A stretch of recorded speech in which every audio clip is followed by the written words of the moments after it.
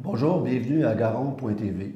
Dans une capsule précédente, nous avons vu avec M. Jacques Proulx, mon invité, l'origine et l'histoire du grand mouvement de solidarité rurale qui a, pendant une quinzaine d'années, aidé à revitaliser le milieu rural du Québec à travers, entre autres, l'adoption d'une politique de la ruralité.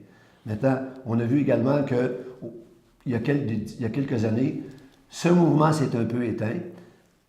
Les gouvernements s'étant succédés, l'intérêt ayant diminué. Maintenant, on assiste présentement à une forme de renaissance de solidarité rurale qui a précédé récemment au lancement du mouvement Tous ruraux pour contribuer à rapprocher le monde urbain et le monde rural. Alors, M. Proulx, vous qui avez été un acteur, témoin important de toute cette genèse-là de solidarité rurale, vous assistez présentement à la renaissance du mouvement sous l'appellation Tous ruraux. Est-ce qu'on parle de la même chose d'après vous ou c'est une réalité bien différente? Ah non, non, il ne faut pas se laisser berner. En fait, on parle de la même chose, on parle de ruralité. Ça n'a rien à voir avec ce qui était Solidarité rurale du Québec, qui était, je le répète, une vaste coalition, qui avait autant d'espace pour la société civile que pour les corporatifs. Tous ruraux, je ne peux pas être contre, qu'on parle de ruralité, que des gens parlent de ruralité, c'est correct. Mais encore une fois, je me répète, mais ça n'a rien à voir avec ce qu'on faisait au niveau de solidarité rurale, et comme coalition, et comme instance conseil.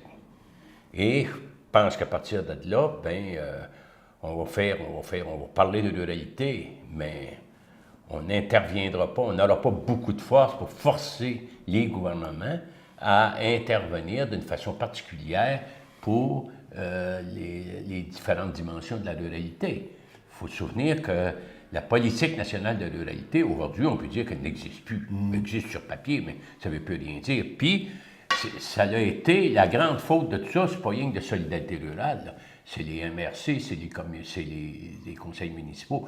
Au fil des ans, on a dénaturé ce qu'il y avait à l'intérieur de ça. Et on a fait des outils qui ont été utilisés, en fait, à tout escient, qui n'était pas le but. Parce que le fond de la politique nationale de la ruralité, c'était vraiment de redonner le pouvoir d'intervention et de mobiliser les hommes et les femmes du milieu, de se prendre en main, d'arrêter de se dicter par les gouvernements, qu'ils soient local, régional, national, de se laisser dicter comment ils devaient faire les choses. Je pense que la politique nationale permettait de donner des budgets, de délivrer des budgets, en fait, sur des initiatives qui étaient vraiment pondues par les gens du milieu. Et c'était une obligation première, ça. Il ne fallait pas que ça vienne de la municipalité. La municipalité devait être le promoteur de ça. Mais il fallait vraiment qu'elle donne des garanties comme quoi c'était une volonté bien exprimée par les hommes et les femmes du milieu. Maintenant, nous sommes à quelques mois d'une élection. L'enjeu de la ruralité, Tous ruraux affirment vouloir le porter, mais est-ce qu'il ne faut pas, à un moment donné, qu'il y ait des mobilisations plus revendicatrices? Là, actuellement, on a l'impression d'avoir beaucoup de messagers, mais qu'est-ce qu'on demande exactement? C'est pas très clair. L'avantage qu'il y avait cette solidarité rurale, on était totalement indépendants, des libres penseurs. Ça.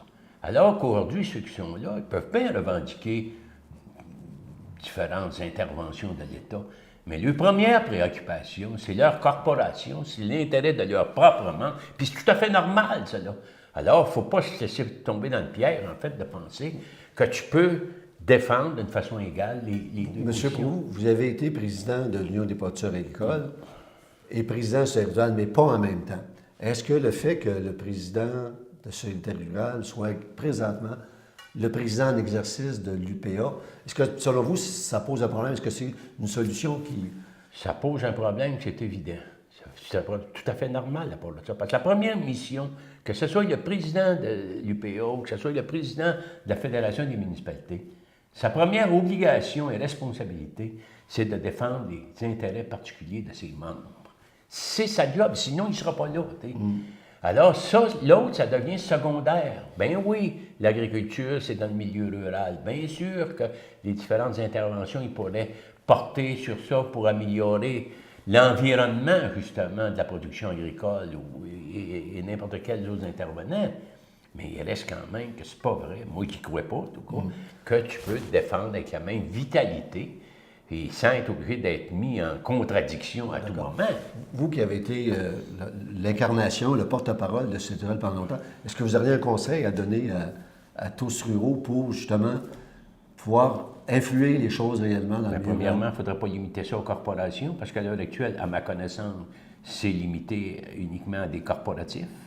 C'est limité à des gens qui ont une structure organisée, tout ça, alors qu'il faudrait qu'il y ait autant de place pour la société civile. Quelque chose de mouvement plus éclaté. Un mouvement beaucoup plus éclaté, puis ainsi de suite, pour avoir une plus grande liberté, en fait, d'expression à l'intérieur de ça. Alors, quand on élimine la société civile, on élimine beaucoup de savoir, beaucoup de points de vue, d'idées, d'expertise à partir de là.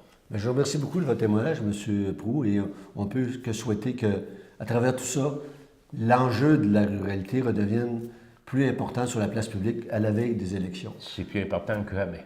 Je vous remercie beaucoup. Merci.